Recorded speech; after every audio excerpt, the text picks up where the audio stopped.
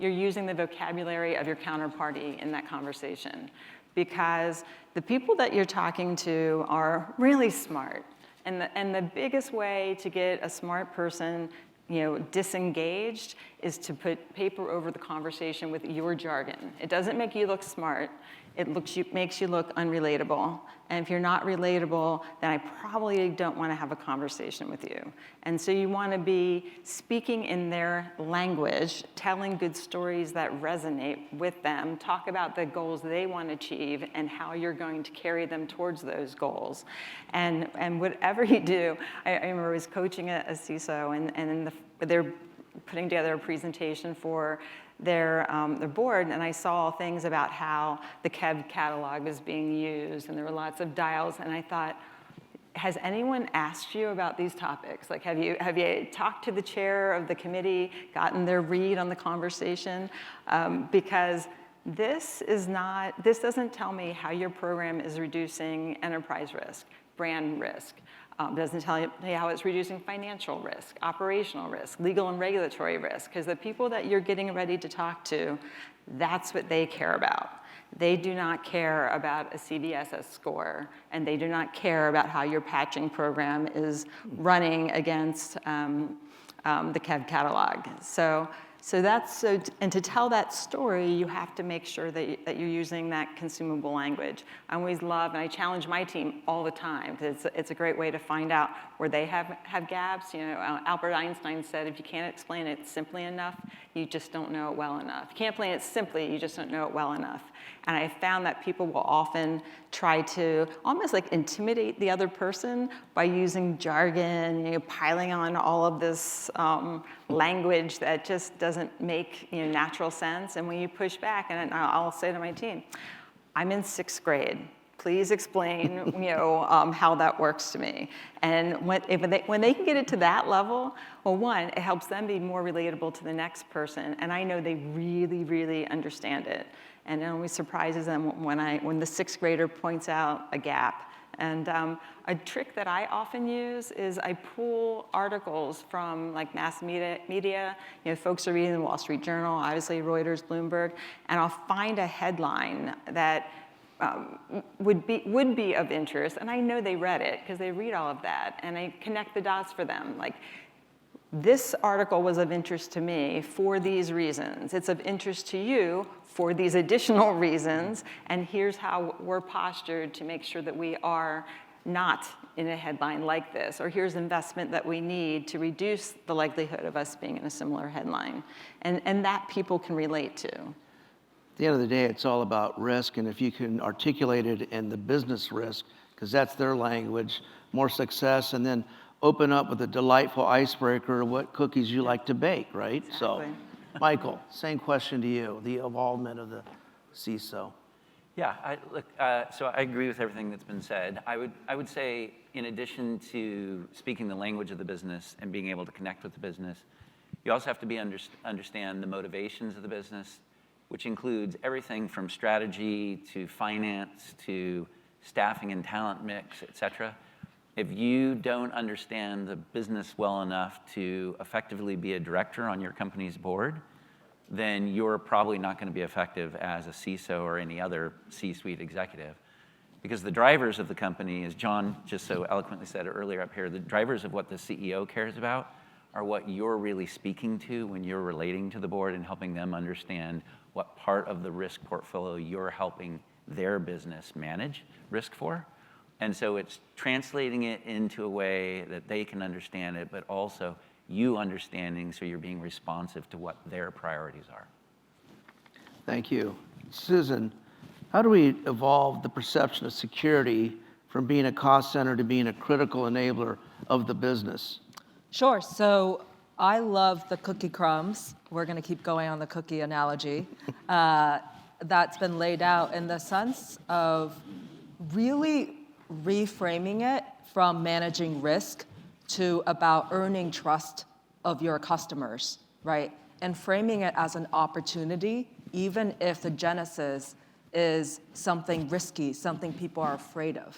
There's a restrictive mindset that comes with talking about risk and fear, and we want to reframe that to be about growth and where we can go, right? Because if you think about, where security teams are orienting towards, we went a long time without saying AI, so I will say it first. With the evolution of technology and the pace, we really still need to rely on every single other employee to come to us about issues or concerns, or as we say it, to connect to anybody, whether they are in engineering or customer support, is any spidey sense you have, come to us, right? And to break down those barriers and to have people want to come to you and be vulnerable about a mistake they may have made themselves, you have to build that trust. I think the second part is, and I talked about a little bit in my intro, is to not be afraid to run towards areas of need and take on additional responsibilities. I think that there's so much uncertainty in the CISO role, it can be easy to really want to restrict your threat surface area, right? Like, what can you be held accountable for? But it's also an opportunity where we are uniquely motivated to actually run towards the hardest problems, to run towards what's not working, and really have the mindset to go fix it, right? And in those cases, having the mind of also being a business leader allows you to do so without increasing risk, because it actually increases the trust in you and not just wearing a narrow hat, but actually thinking on behalf of what's good for the business and being able to communicate the trade-offs that come with you and your team taking on more. So it's my first time having a team of software engineers who are asking me about, I was wearing a product hat the other day thinking about, what is the customer experience as they are using multi-factor authentication, right? And it was such a fascinating and fun problem set to really stretch and also take on the user experience and friction as almost equally as paramount, if not more. So I think to wrap that up, it's really orienting around growth and trust and being the face of that, right? And so that you can help your teams do so as well. So I want to stay with you and drill down a little bit more as a specific example. Over time, it's been engineering, DevSecOps, you've got security, they got to get the business out, the process to get it out as fast as they can, but safely and securely. That's always been a challenge. And I think at the end of the day, it's really a cultural change management challenge. Do you do sticks and carrots? How do you manage that? I think over time, to be long-term successful, it needs to be largely carrots, because you first have to give everybody a bunch of carrots, and if they ignore your carrots over that time, or cookies, then you have the buy-in that you've done everything on your end to give them everything possible, that if they still ignore it, then the stick has the buy-in, right? Because you don't want the stick to come off as overly corrective, because you also then decrease trust from folks that you are doing it for the right reasons and you have the right thing of the company in mind.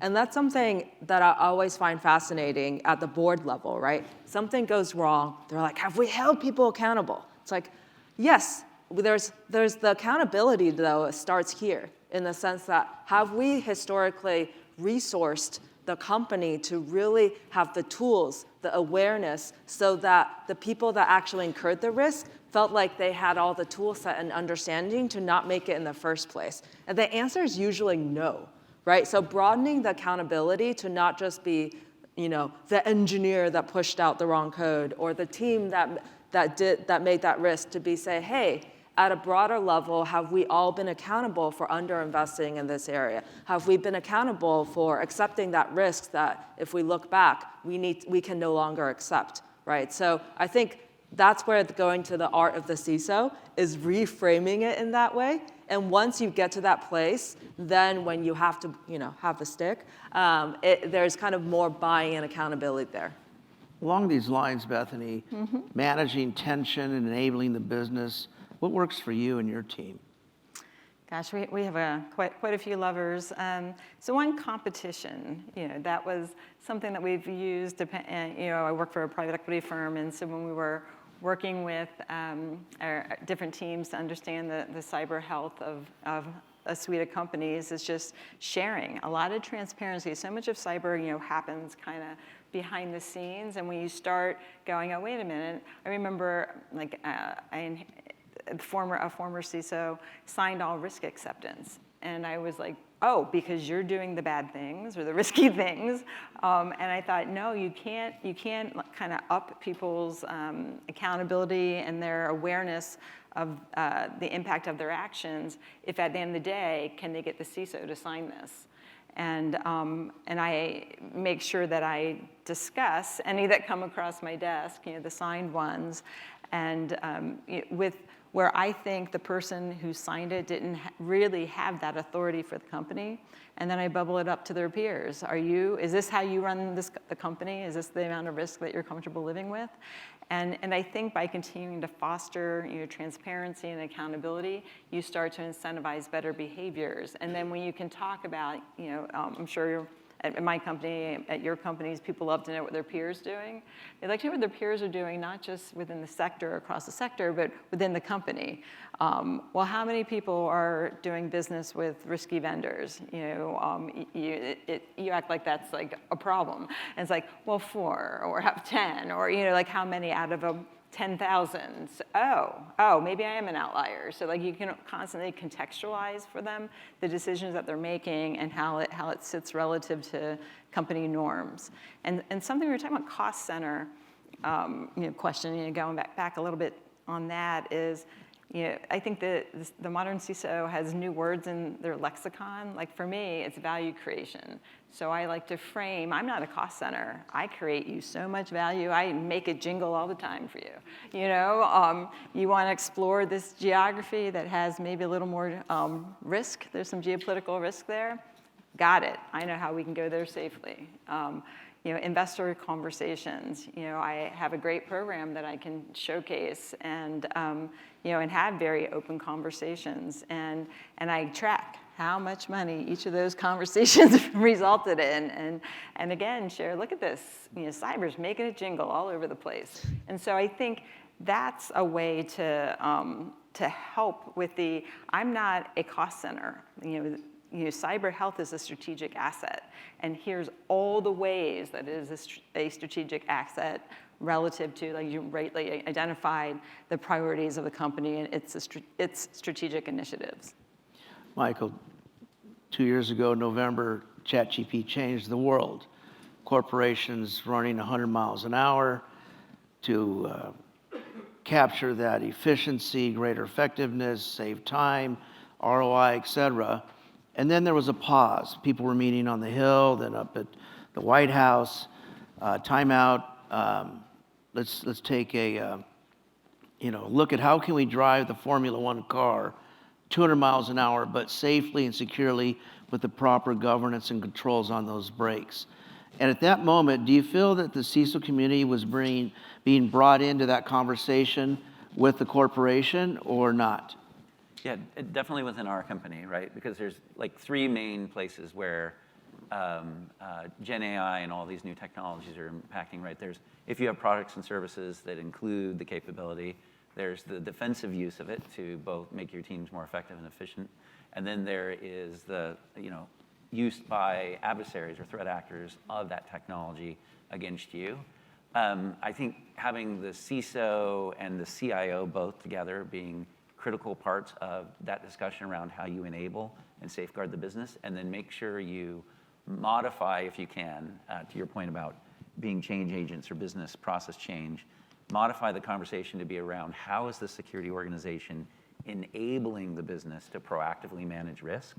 Then they're not just thinking about like, how can I make new products that make use of Gen AI and it'll have a splash in the marketplace, but how can I do it in such a way that we're proactively managing any risk that's associated with those products?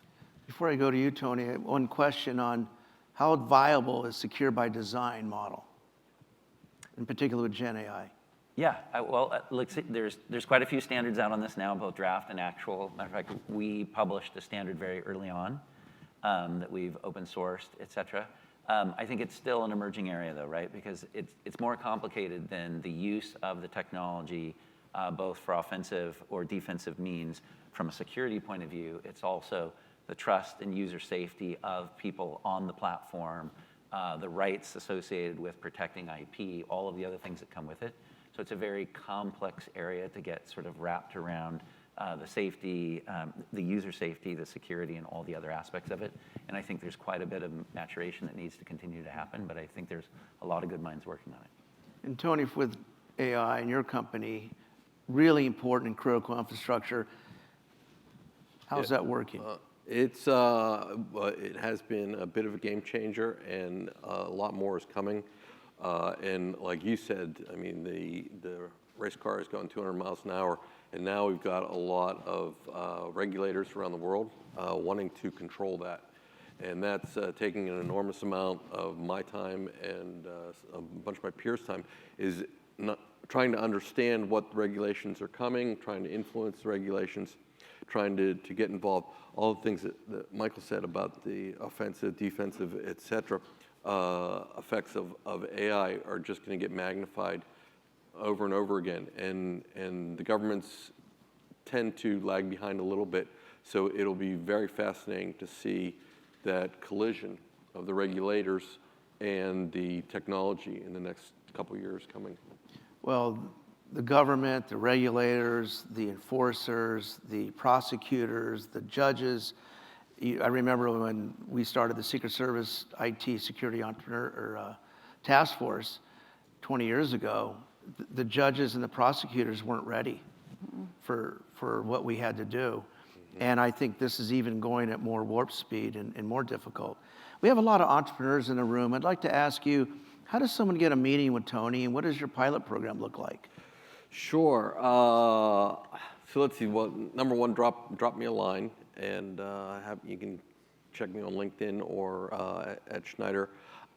We do a lot of different POCs, a lot of different pilots. We do try to keep a very full funnel of technology innovation. We have a T&I, technology innovation team, around the world, looking at different things, looking at everything from the effect of like quantum encryption on critical infrastructure. That's looming on the horizon as well. So we do have a robust process that we neck things down. There's of course only so much we can test every year. It does take our resources, et cetera. But we're always looking for new and innovative technology. Do you have a sense of where the CISOs and CSOs feel that quantum is really there, and you're budgeting for, and you're buying, and you're implementing? So it depends. It's very company and personality driven. Some of us in the critical infrastructure, we talk about it a lot, and we know it's coming. Some are getting prepared for it. Some are doing the ostrich thing, and others. And then you get into, you talk with my peers in like retail or something like that, and no, they don't. It will impact them when the PCI standards change dramatically. It's going to impact them, but they're not thinking about it yet. Mm-hmm. So it depends. I did some encryption work for DoD 30 years ago. So it's a big area that I'm focused on, and of course, fits well with the mission of Schneider Electric. How about you, Michael? How does someone get to know Michael, and what's your pilot program? And you're an early adopter, and that's what I love about all of you here today, is at SINET. Our mission is to advance innovation to defeat global threats, and what that really means is supporting small business, early stage emerging companies, and really one of the best ways we can do that is to get them in front of buyers or investors. Michael? Yeah, so we have a pilot program. We also have real distinct roles within our executive team. So we have executive who actually is here with us today who oversees cloud security for us. And so we try to channel each one of the new companies that we see and want to sample through our executives that have those responsibilities. We also do things like, to your point, Robert, participate in SINET 16 and helping evaluate companies, new entrepreneurial companies, and look at their technologies and how they might be applied. Mm-hmm. And then, given the size of our enterprise, see if we can put in place actual pilots to test out in our environment and see if it can scale. Susan, you went from big company, Cloudflare, smaller, younger company, more nimble, I would assume. How does it work for you? Yes, more nimble, and I think it's a pendulum around where companies are at and their readiness to adopt new technologies. And I think for me, third time in the fast-growing startup to IPO and beyond, is I now take a longer-term lens of will you scale with us, right? Because in some ways, being small and nimble means we are a better fit for a higher percentage of startups. But the reality is that nimbleness needs to also scale. And I've been on the wrong end one too many times, or many, many times, where the growth of my company outpaced the startup that we partnered with, right? Whether they went end of life, they got acquired, we ran into reliability and stability issues, or their roadmap kind of went in a different direction than our needs.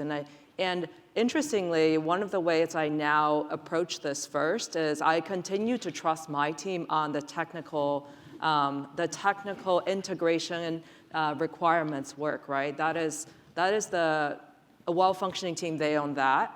I actually talk to the investors and better understand, what's their runway? What is their business? Who are their other customers? What are you seeing as their strengths and weaknesses? And if they are one of my critical vendors and I have put in the trust and in some ways the risk to go with them further, how can I help get all of my other peers here to also adopt you so that I am also a participant in your growth because it benefits us, right? Because the reality of the companies I'm usually at is I usually outgrow them. So then I've come now to realize is I need to help them grow with us if I don't want to face that tough challenge. But I think it does, just to emphasize, I think, yes, SINET's been one of my most valued community. It's helped me grow and evolve how I think here, but also create rooms of trust where it's not just so transactional around an email or a LinkedIn post, but it's also you get to understand each other and start to build a relationship. I think I've come to lean on those venues more in terms of finding and understanding what a startup could do. The homework with the investors, wise. I like that approach. And would you say that scalability and throughput, that maybe Cloudflare outgrew that with the company too sometimes or not? Oh, yes, multiple times. I think, in fact, a fun one, it could be that you lead their incident, right? That they have an incident and their name's not noticeable enough, but the media will look at who of their customers would be best to lead the headline. So I think that then adds in a reputational aspect that you wouldn't anticipate, even if actually it wasn't that big of even if it didn't pose that much of a risk, because, for example, it's a security camera in an office no one uses. The reputational harm of leading an incident with a breach in the title is far worse. Mm-hmm. Bethany, I'm going to close out with you. Okay. A lot on your plate, geopolitical risk, having to articulate complexity again to the board. How do you feel in terms of what are your top needs and requirements? I mean, there's supply chain, TPRM, of course, data's another big one. I feel identity's percolating up the totem pole in terms of importance. What are they? Yeah, I actually heard a great expression about that, which is hackers no longer break in, they log in. And I think that is absolutely true.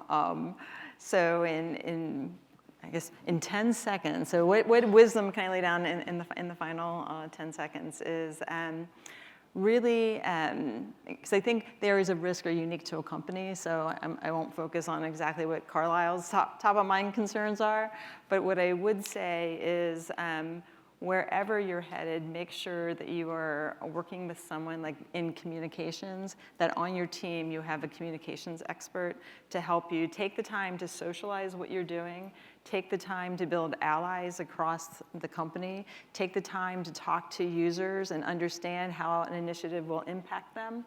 And then once you have all of that, then you can go forward with confidence that people knew they were engaged, they know that you cared, and they're on board with whatever it is that you're leading.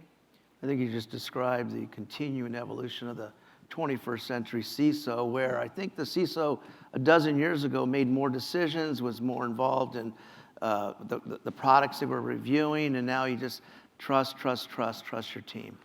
Thank you very much. An honor to be with you. Okay, thank you. Great.